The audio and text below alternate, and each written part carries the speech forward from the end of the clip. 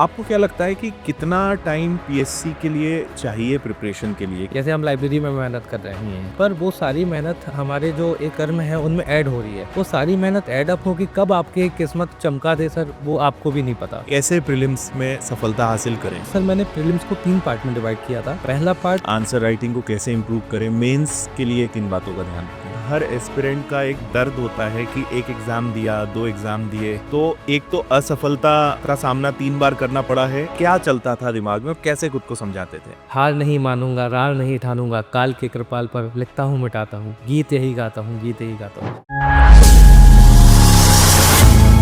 दोस्तों, आप सभी का स्वागत है। आज फिर एक संघर्ष से सफलता की कहानी लेकर आपके सामने हम दोबारा हाजिर हैं। हाल ही में एमपीपीएससी 2023 का रिजल्ट आया और फिर से बहुत सारे विद्यार्थियों ने इसमें सफलता हासिल करी। उन्हीं में से एक और सफल विद्यार्थी आज हमारे साथ हैं, जिनका नाम है अनंत श्रीवास्तव, जो सीएमओ यानी मुख्य नगरपालिका अधिकारी के पद पर चयनित हुए हैं और बहुत जल्द इस तरफ अपना नया सफर शुरू करने जा रहे हैं।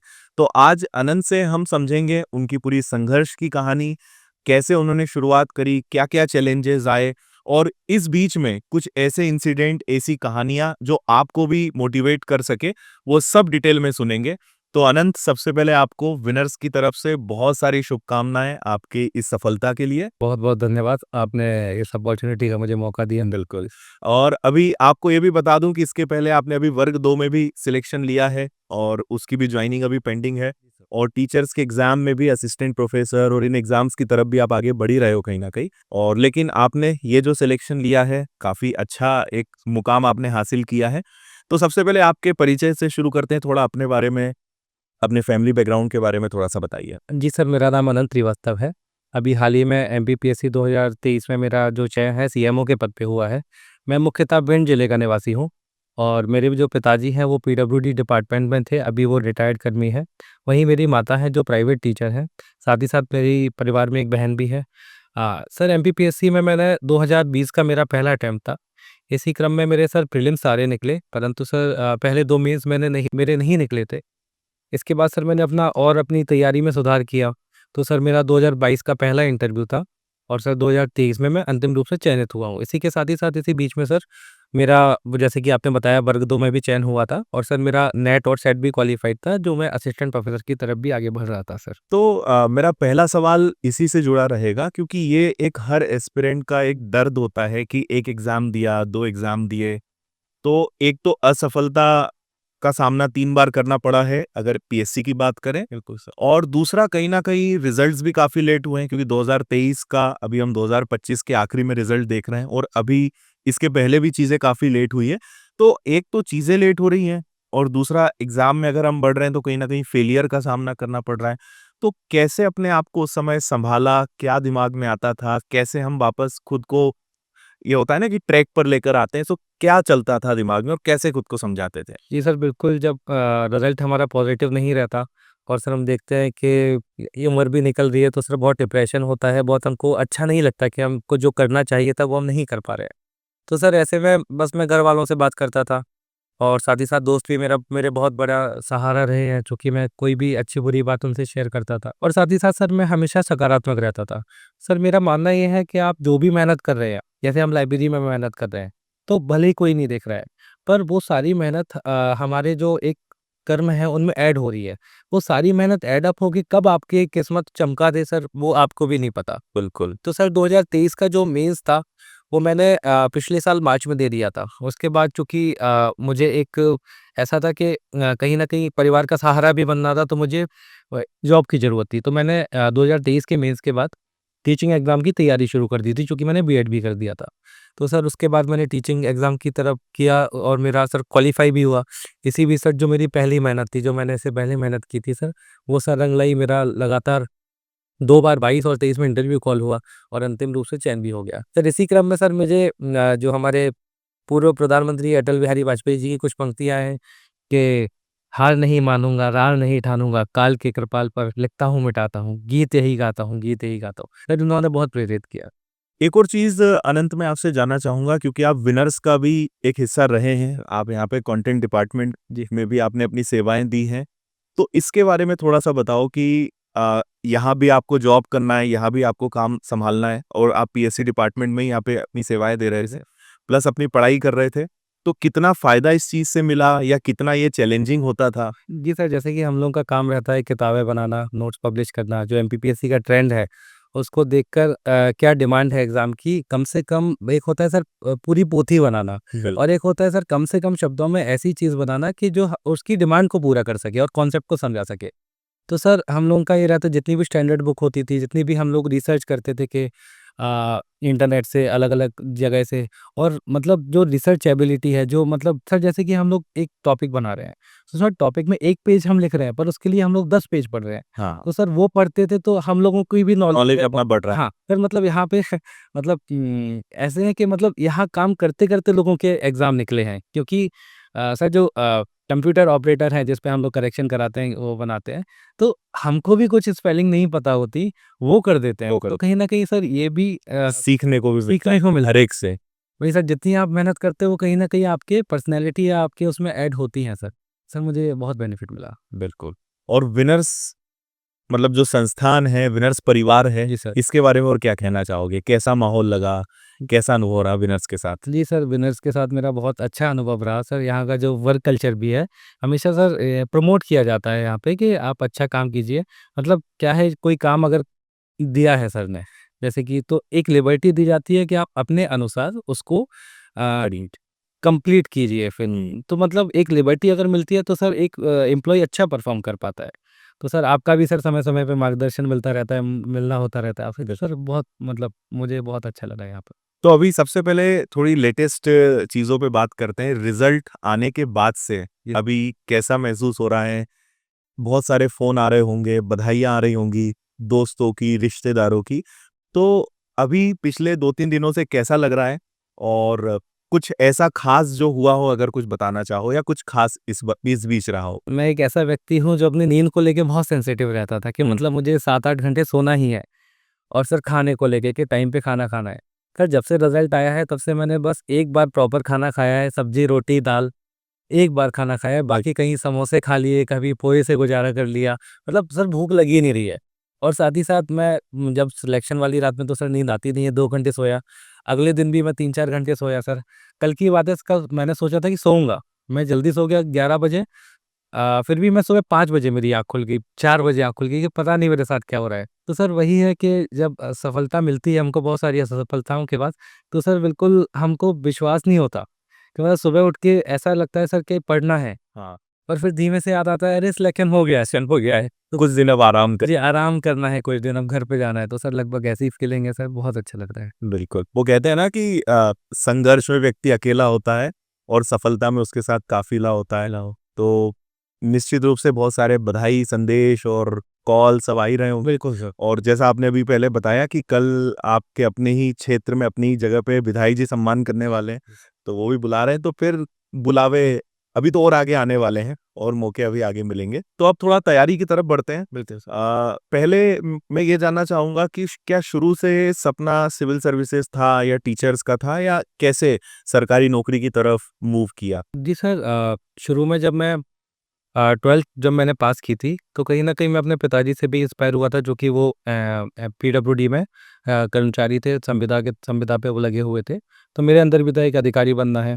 तो सर इसी क्रम में मैंने बीए सब्जेक्ट लिया क्योंकि जो सब्जेक्ट जीएस के सेम होते हैं।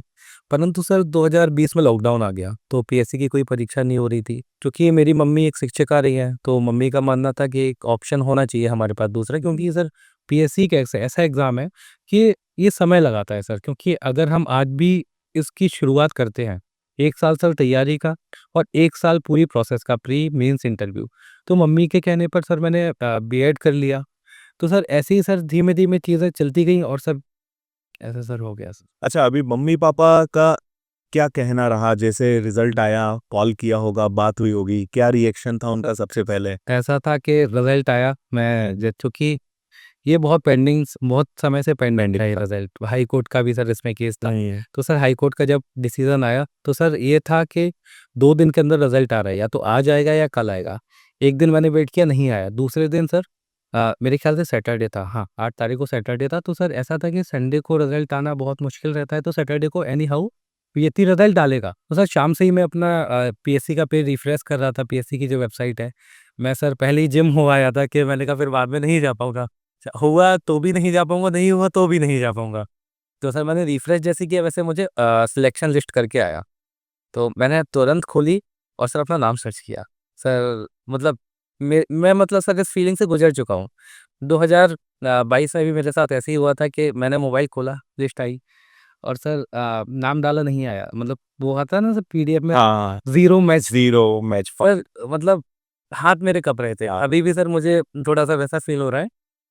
तो सर मैंने सर्च किया। तो जैसे ही मैंने डाला उसमें नाम आया। तो सर मैंने देखा कि वेटिंग लिस्ट में नाम था।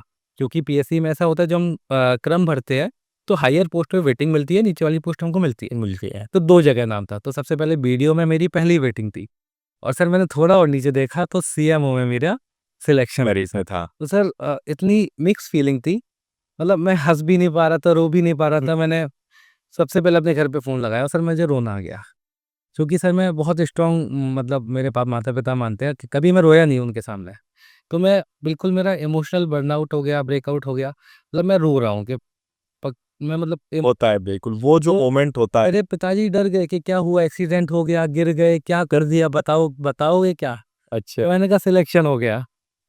तो पापा ने बोला तो रो क्यों रहे हो? तो पापा भी रोने लगे, मम्मी भी रोने लगी, सब पूरा मतलब एक होता है ना सर पूरा एक माहौल चेंज हो गया। तो सर वो खुशी सर मुझे नहीं लगता अब जीवन में अब अगली बार आएगी क्योंकि पहले सिलेक्शन की खुशी वो तो पहली होती है सर। तो मम्मी-पापा ने क्या बोला, मतलब उनके शब्द क्या थे शुरू में? मम्मी-पापा सर कुछ बोल ही नहीं पाए उन्होंने बहुत उन्होंने कहा तुमने नाम रोशन कर दिया मतलब आप लोगों का इतना तो उनको भी उम्मीद नहीं थी।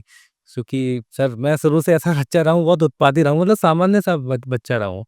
तो सर ये ऐसा रिज़ल्ट देख के सर बहुत खुश थे, बहुत सकारात्मक माहौल था परिवार में। कैसे प्रीलिम्स में सफलता हासिल करें? जी सर जैसा कि मैं जो एमपीपीएससी की परीक्षा है उसमें 3 चरण होते हैं प्री, मेंस, इंटरव्यू।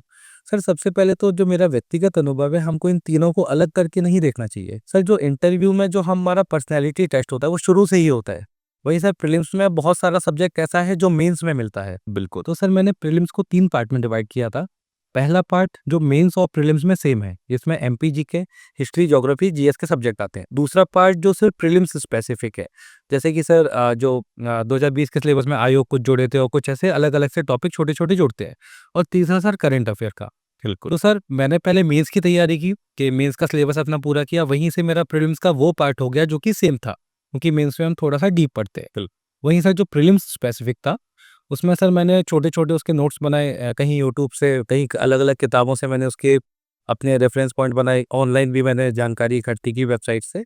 और सर करंट अफेयर की अगर हम बात करें तो करंट अफेयर की जो मैगज़ीन्स आती है ऑनलाइन जो यूट्यूब में वीडियोज़ आती हैं सर, उन सब के माध्यम से मैंने एक होलिस्टिक तैयारी की सर जिसके माध्यम से क्या है सर कॉन्सेप्ट अगर क्लैरिटी होती है हमको, तो हम उस चीज़ का आंसर बना देते हैं। बिल्कुल। तो सर कहीं न कहीं ये सारी चीज़ों ने मुझे मदद किया और बाकी स्टूडेंट्स भी अगर ये करेंगे तो उनको भी मदद मिलेगी। आपको क्या लगता है कि कितना टाइम पीएससी के लिए चाहिए प्रिपरेशन के लिए कि इतना तैयारी हो जाए कि हाँ, अब सिलेक्शन लिया जा सकता है? सर ये तो मतलब व्यक्तिगत रूप से निर्भर करता है क्योंकि मुझे समय लगा है।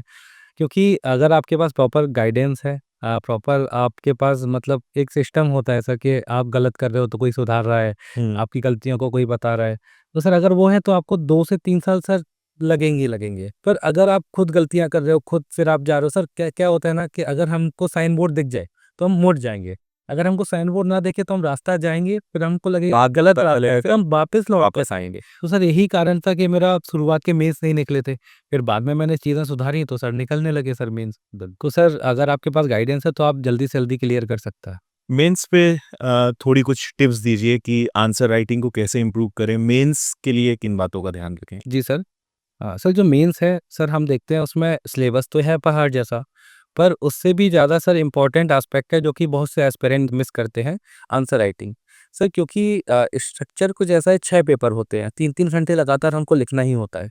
और अब सर नए सिलेबस में पैटर्न कुछ इस प्रकार हो गया है कि जो एथिक्स का पेपर है वो इतना बड़ा हो गया है सर उसमें एंटरप्रेन्योरशिप एथिक्स दोनों हो गया है, हिंदी के पेपर का समय कम कर दिया गया है और सर ऐसे में और थोड़ा-सा चीज़ें बढ़ा दी गई हैं। तो सर मेरी जो स्ट्रैटेजी रहती थी, मैं अपने जितना भी टाइम रहता था, जैसे 10 घंटे मैं पढ़ता था, उसको मैं 80-20 में डिवाइड करता था। 80 में मेरा काम रहता था जो नई चीज़ें पढ़ना और रिवीजन करना, और 20% में मेरा रहता था आंसर राइटिंग करना। सर हमारा 3 लोगों का ग्रुप था। सर आप मानेंगे नहीं, हम लोग 3 घंटे का पेपर होता है, 3 घंटे में 2 पार्ट होते हैं, डेढ़-डेढ़ घंटे ये। हम लोगों ने महीने में सातों दिन, मतलब पूरे महीने 1.5 घंटे के डेली टेस्ट लिखे हम लोगों ने। हम लोग सुबह पढ़ते थे वो टॉपिक, और शाम को 1 डेढ़ घंटे का टेस्ट आंसर राइटिंग करते थे, और 3-4 लोग करते थे। एक-दूसरे की कॉपी उसी समय चेक करते थे और सर सजेशन देते थे। तो सर तीनों लोग सिलेक्ट हो गए, हम लोग तीनों चारों लोग अच्छी-अच्छी पोस्ट पे हुए हैं। क्या बात!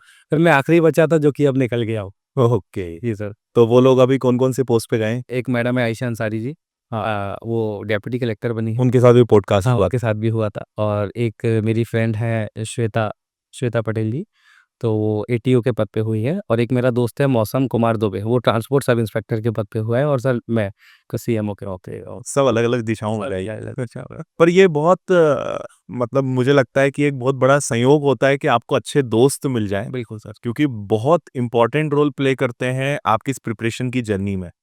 और उस सपोर्ट से बहुत सारी चीज़ें आप सीखते हैं, क्योंकि आप कोचिंग जा रहे हो या टीचर के गाइडेंस में तो आप हमेशा नहीं रह सकते, लेकिन फ्रेंड्स अगर आपको मिल गए कि जो आप ही की तरह सीरियस हैं, तो बहुत कंट्रीब्यूशन उनका मिलता है, फीडबैक आपको मिलता है।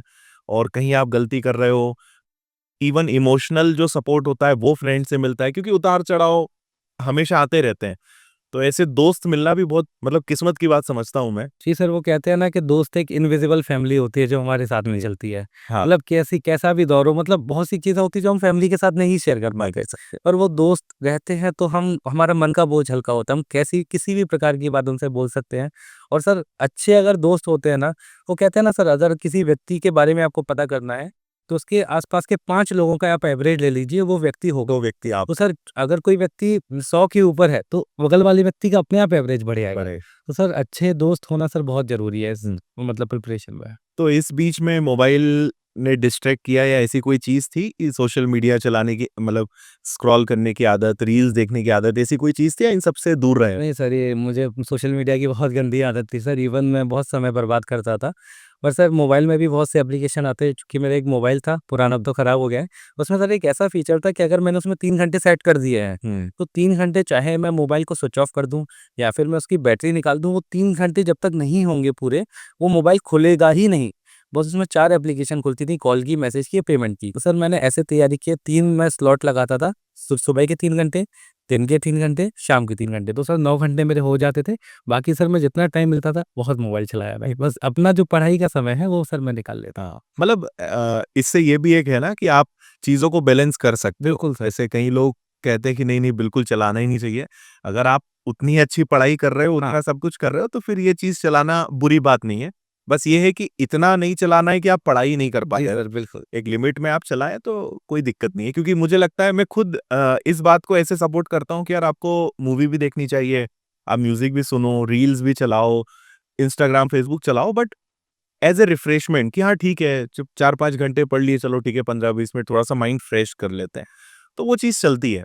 बट ऐसा ना हो जाए कि 3-4 घंटे चला रहे हैं और 1-2 घंटे पढ़ रहे हैं, वो गलत है। जी सर, वही, क्योंकि ये पीएससी का जो एग्ज़ाम है, वो मैराथन की भी मैराथन है। हाँ। अगर आप चाहो कि आप आइसोलेशन में हो जाओ, कुछ सारी डिस्ट्रैक्शन हटा दो, आप कितना सा रह लोगे? 2 महीने, 3 महीने? आप फिर ultimately we all are human ना, बिल्कुल मतलब sir, we are social animals. हाँ, सोशल एनिमल्स। मतलब आपको एक ऐसा सिस्टम बनाना पड़ेगा कि आप एन्जॉय करो उस चीज़ को, तब आप 1 साल, 2 साल दे पाओगे, बहुत अच्छे से दे पाओगे फिर। इंटरव्यू को लेकर कुछ चैलेंजेस आए या मतलब ऐसा, क्योंकि इंटरव्यू के नाम से ही थोड़ा-सा कॉन्फिडेंस में कमी आ जाती है।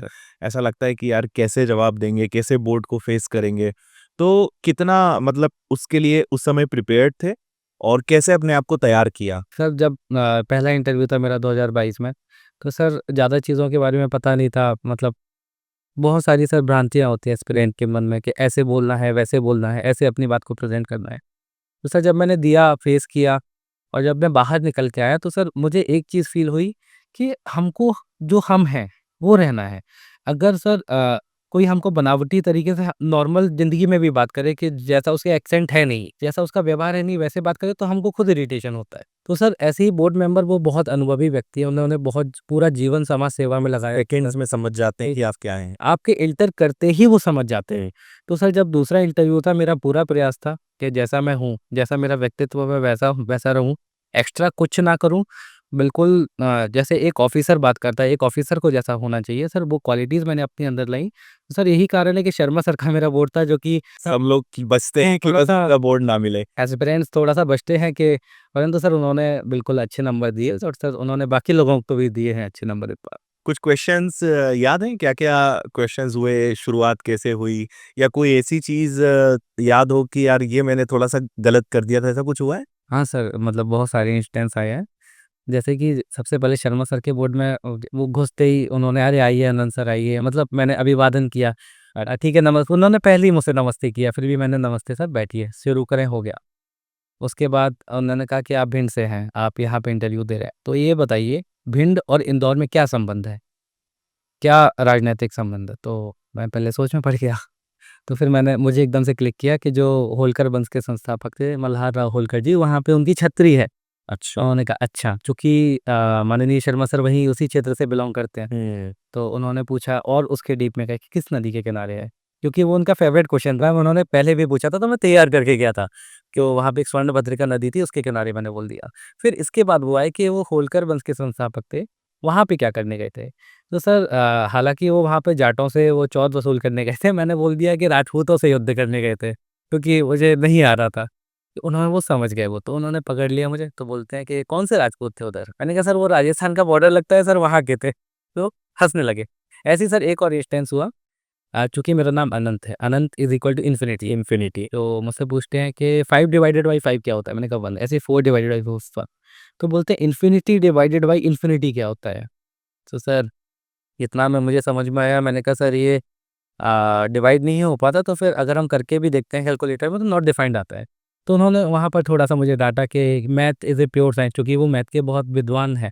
Math is a pure science, math में नॉट डिफाइंड जैसा कोई शब्द होता ही नहीं है, आपने क्या पढ़ा है? मैंने फिर मतलब आराम से उनसे माफ़ी माँगी, क्योंकि शुरुआत में वो मुझे अच्छा सुना चुके थे, पर उन्होंने मुझसे ग्रेजुएशन में भी क्वेश्चन पूछे थोड़े से, अच्छा। कि जैसे सुसाइड के ऊपर पूछा कि एमिल दुर्कheim हैं, उनका मैंने बताया, फिर वो डीप गए कि ये कौन-सी भाषा का शब्द है, तो मैंने शालीनता से सॉरी बोल दिया। तो सर क्या रहता है कि एस्पिरेंट्स अगर शुरुआत में उनका थोड़ा-सा डाँट पड़ जाती है, अगर कुछ गलत हो जाता है, हाँ। तो थोड़ा-सा मोरल एकदम डाउन हो जाता है। पर मैं ये सोच के गया था कि जो भी हो जाए, जितना मेरे रेंज के अंदर आएगा, उसमें मुझे 6 मारना है। तो सर शर्मा सर के खत्म हुआ, उसके बाद बाकी मेंबर्स ने मुझसे जो मेरी हॉबी थी आईआर, उससे पूछा, ग्रेजुएशन से पूछा, सर उनके मैंने बहुत अच्छे आंसर दिए। ओके। इवन सर एक बार तो ऐसा हुआ था कि एक सर थे वहीं बोर्ड मेंबर में, वो कुछ पूछ रहे थे, चूँकि के एसडीएम के कार्य पूछे थे मुझसे, तो धाराएँ वगैरह पूछ रहे थे, तो सामान्य स्टूडेंट को धाराएँ नहीं आती सर। तो शर्मा सर ने ऐसे बोला, "सर उसको नहीं आता, आप दूसरा पूछिए।" मतलब उसी टाइम पे। तो मैंने भी शालीनता से मतलब एक्सेप्ट किया उस चीज़ को। तो बाद में मैं आया तो स्माइल कर रहे थे सब लोग के। तो सर मुझे लगा था कि चूँकि इतना डाँट पड़ गई थी मुझे, तो मुझे लगा था 100 नंबर मिल जाएँ तो बहुत है। पर सर जब रिज़ल्ट देखा तो 115 नंबर, सर मुझे मतलब मैं बहुत संतुष्ट हुआ कि 115 नंबर अच्छे दे दिए उन्होंने। वो एक बहुत बड़ा मतलब पॉइंट होता है इंटरव्यू के उस समय के प्रेशर को सँभालना। बिल्कुल सर, मतलब मैं समझता हूँ कि वो आर्ट है बिल्कुल सर। और आपको उस चीज़ को इंस्टेंटली और एक्चुअल में वही आपकी पर्सनैलिटी का भी टेस्ट है कि ऐसी कोई सिचुएशन हो जाए, आप क्या करोगे? एकदम से आप कॉन्फिडेंस आपका ज़ीरो हो रहा है, आप मोरल डाउन हो रहा है, आपको डाँट पड़ रही है, आप गलत आंसर दे रहे हो, कैसे उस प्रेशर को हैंडल करते हो?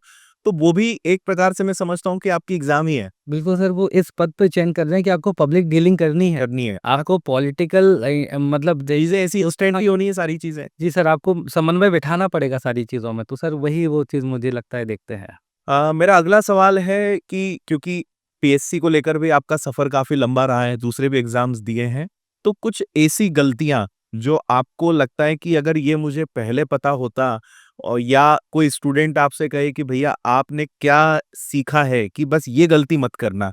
तो ऐसी कुछ 2 गलतियाँ, 3 गलतियाँ, 4 जो आप सबको बताना चाहो कि यार ये चीज़ों को बस ध्यान रख लो, कोई नहीं रोक पाएगा आपको? जी, मैं कुछ गलतियाँ बताना चाहता हूँ। सबसे पहले आपको विशिष्ट नहीं बनना है, आपको सामान्य बनना है। हुँ। क्योंकि हम कोशिश करते हैं, जैसे अगर हमारे टॉपिक में सिंधु घाटी सभ्यता, हमारी कोशिश रहती है कि हम सभी चीज़ों को हम पढ़ लें, उसकी एक भी चीज़ छोड़े ना।